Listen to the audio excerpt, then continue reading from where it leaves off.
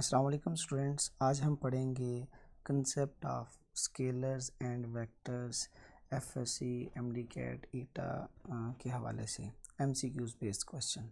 अगर हम यहाँ पर देखते हैं कि जो अंडरस्टैंडिंग है स्केलर और वेक्टर्स को करने के बाद हम कह सकते हैं कि ये हमें फिज़िक्स को अप्लाई करने में हेल्प करता है in real world situation such as calculating total distance travelled by a body, जो कि स्केलर क्वांटिटी है, या फिर force applied on a body जो कि वेक्टर क्वांटिटी है। वेक्टर क्वांटिटी से मुराद की उसकी मैग्नीट्यूड भी है और डायरेक्शन भी है। इस तरह से टॉर्क या इस तरह की और क्वांटिटीज़ हैं, उनको रियल वर्ल्ड सिचुएशन में अप्लाई करने में हेल्प करता है। अब हम स्केलर और वेक्टर्स की बात कर लेते हैं। स्केलर और वेक्टर्स के हवाले से हम देखते हैं कि जो स्केलर क्वांटिटीज़ हैं ये ऐसी क्वांटिटीज़ हैं जिनको आप डिस्क्राइब कर सकते हैं ओनली बाय देयर मैग्नीट्यूड्स की मुराद कि उनका साइज़ या उनकी अमाउंट। ठीक है, जैसा कि बेटा हम बात करते हैं मैस एक आपके पास वेक्टर स्केलर क्वांटिटी है। स्केलर क्वांटिटी मतलब ये अमाउंट है, amount of matter of a body. Distance ये टोटल लेंथ ऑफ पाथ का नाम है। स्पीड ये रेट ऑफ कवर डिस्टेंस है। Energy capacity to do work का नाम है। ये सारी की सारी स्केलर क्वांटिटीज़ हैं।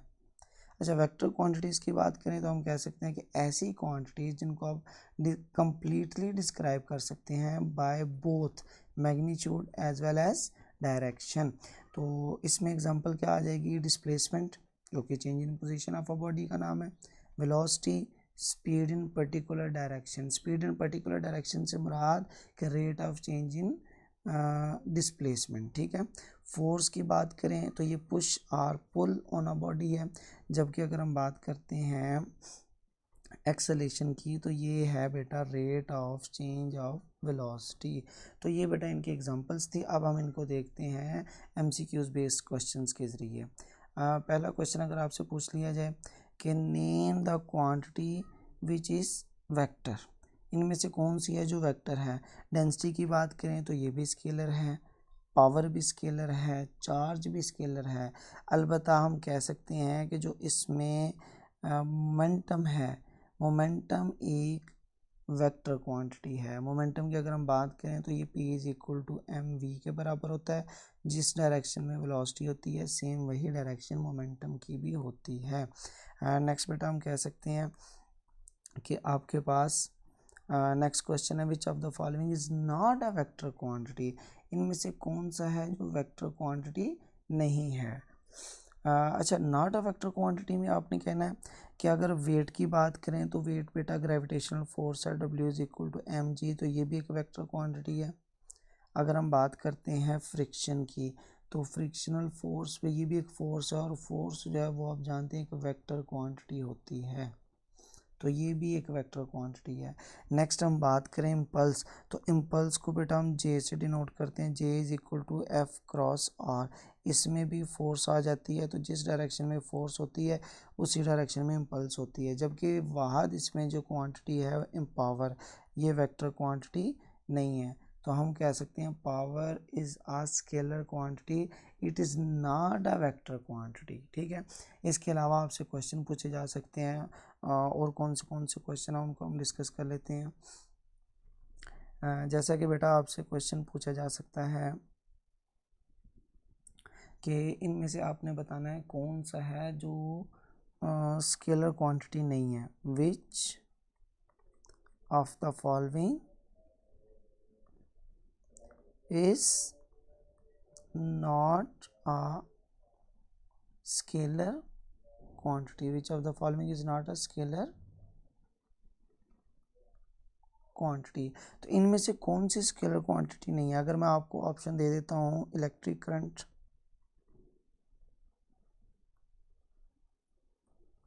बी ऑप्शन आपको मैं दे देता हूँ बेटा कि आपके पास आ जाता है पोटेंशियल डिफरेंस,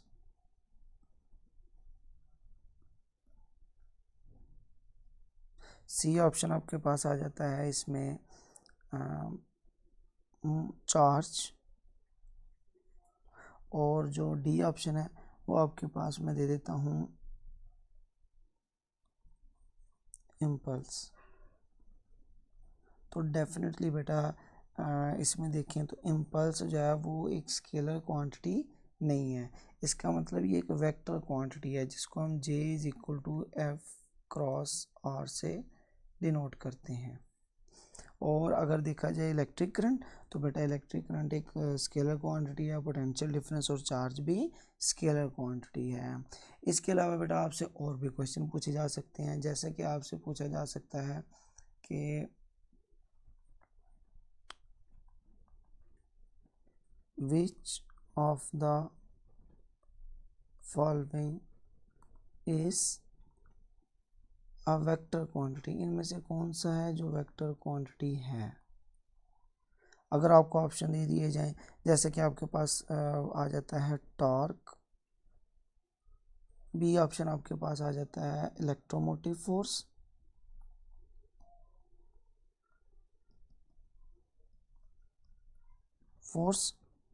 और सी ऑप्शन आपके पास आ जाता है बेटा, हम कह देते हैं प्रेशर, और डी ऑप्शन आपके पास आ जाता है जैसा कि हम कह देते हैं वर्क। तो डेफिनेटली बेटा जो इसमें टॉर्क है वो एक वेक्टर क्वांटिटी है। अच्छा, बहुत सारे स्टूडेंट सोच रहे होंगे कि इसमें जो आपके पास इलेक्ट्रोमोटिव फोर्स है ये तो फोर्स है, ये वेक्टर क्यों नहीं। तो बेटा मैं आपको बता दूं कि ये जो इलेक्ट्रोमोटिव फोर्स होती है, ईएमएफ जिसे हम कहते हैं, ये basically energy divided by charge के बराबर होती है, जिसे हम कह सकते हैं एनर्जी डिवाइडेड बाय चार्ज। तो ये दो स्केलर क्वांटिटीज की डिवीजन के बराबर होती है, ऊपर भी स्केलर नीचे भी स्केलर, तो इनका रिजल्ट भी क्या आएगा, स्केलर आएगा। तो इसका मतलब ईएमएफ एक स्केलर क्वांटिटी है, जबकि डेफिनेटली प्रेशर भी एक स्केलर क्वांटिटी है और वर्क डन भी स्केलर क्वांटिटी है। वर्क डन आप जानते हैं एफ डॉट डी, तो ये भी स्केलर क्वांटिटी है, जबकि टॉर्क जो है ना ये बेटा एक वेक्टर क्वांटिटी है। अच्छा, नेक्स्ट आपसे और कोई क्वेश्चन आ सकता है, जैसे कि आपसे पूछ लिया जाता है कि इसमें बेटा आप बताएं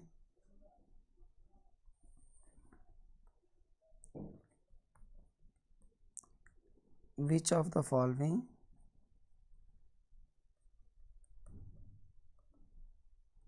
इज अ वेक्टर क्वांटिटी, या फिर आप यूँ भी कह सकते हैं कि विच ऑफ द फॉलोइंग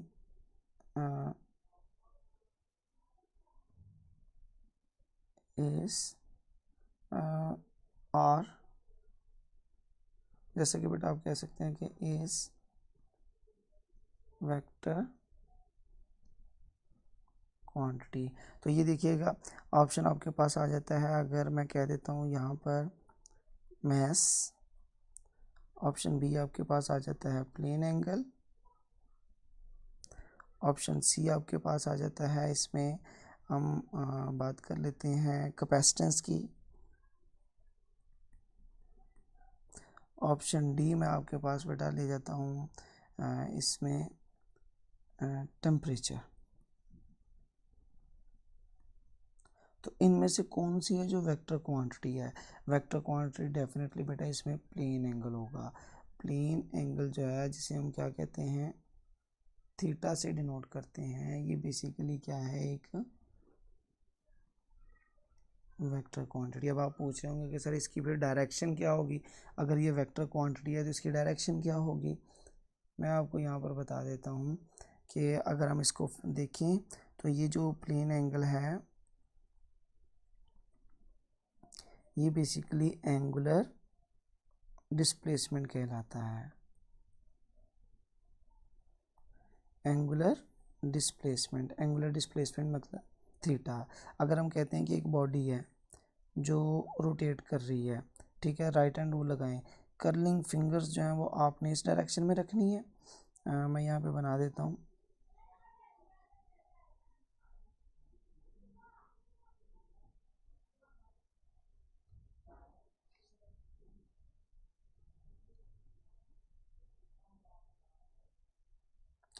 बेटा ये देखिएगा आप यहाँ पर,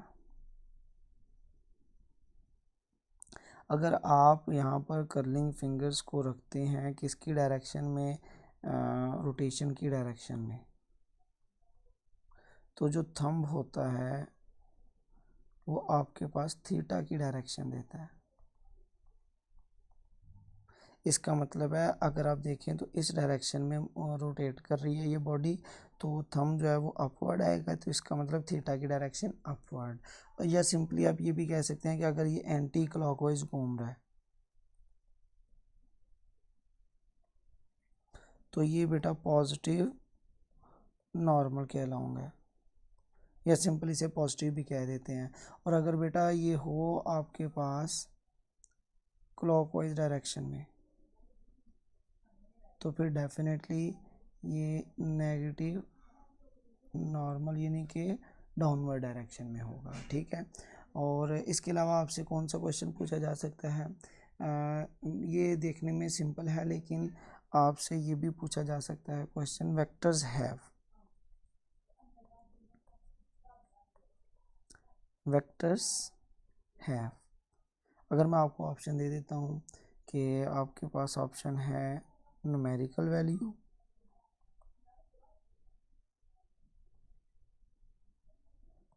बी ऑप्शन में आपको दे देता हूँ both numerical value plus direction, और सी आपको ऑप्शन दे देता हूँ,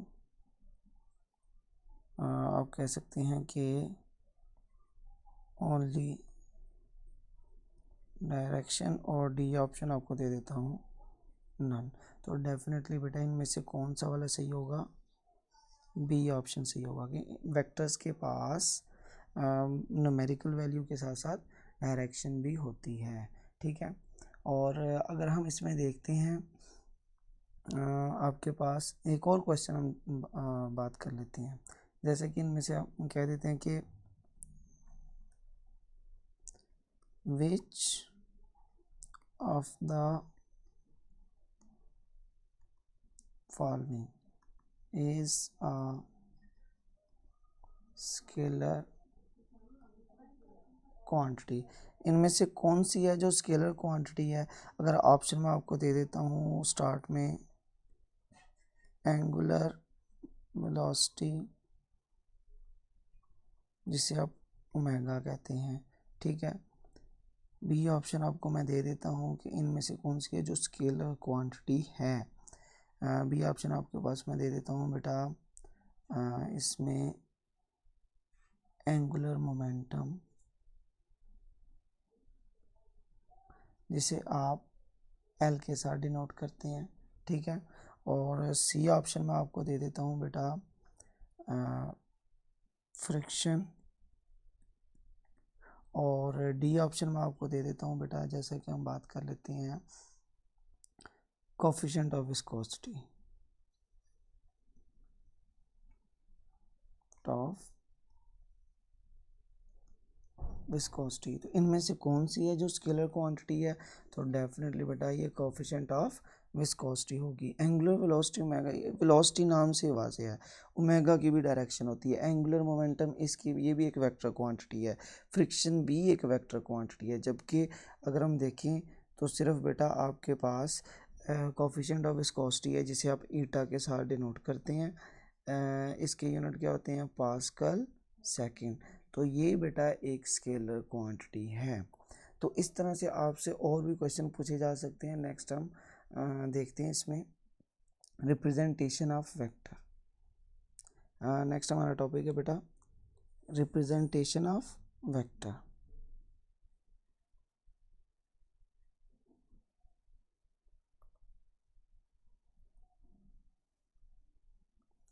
रिप्रेजेंटेशन ऑफ वेक्टर हम किससे करते हैं, हम बेटा इसको दो तरह से रिप्रेजेंट करते हैं, symbolic representation and graphical representation. Symbolic representation बेटा एरो हेड का इस्तेमाल किया जाता है,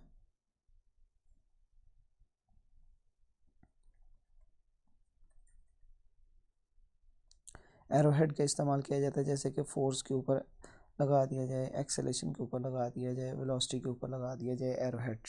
या फिर बेटा दूसरा जो मेथड है वो आपके पास इस्तेमाल किया जाता है बोल्ड फेस लेटर।